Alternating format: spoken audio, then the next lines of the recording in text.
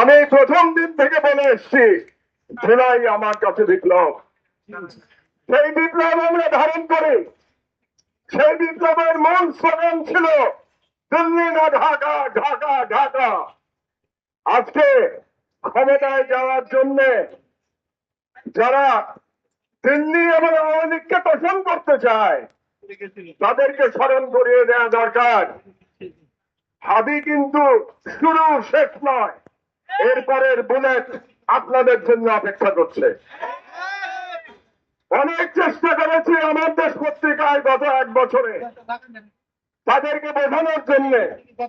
নেতাদের উদ্দেশ্য করে লিখেছি জবানে লাগাম দিন, নেতারা কথা শোনেন নাই, তাদের জবানে লাগাম দেওয়া যায় নাই।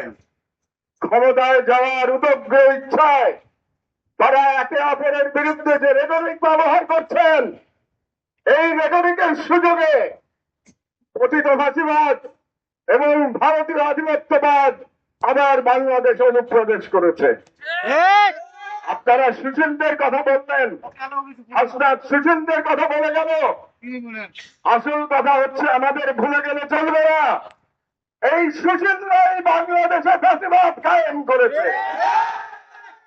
সুতরাং সুশীলদের কাছে চরিত্র বদলানোর কোন আশা আপনারা করবেন না। আপনাদের প্রজন্মের কাছে আমি বলতে চাই, এই সুশীলদের বিরুদ্ধে লড়াই করে হাদি যে কালচারাল ফ্যাসিজমের বিরুদ্ধে লড়াই শুরু করেছিল, সেই লড়াইকে আমাদের সফল করতে হবে ইনশাআল্লাহ। সুশীলরা সুপথে ফিরবে না, কালচারাল ফ্যাসিস্টরা তাদের চরিত্রে অবিচল থাকবে। আমাদেরও স্বাধীনতার ডাক নিয়ে স্বাধীনতার পতাকা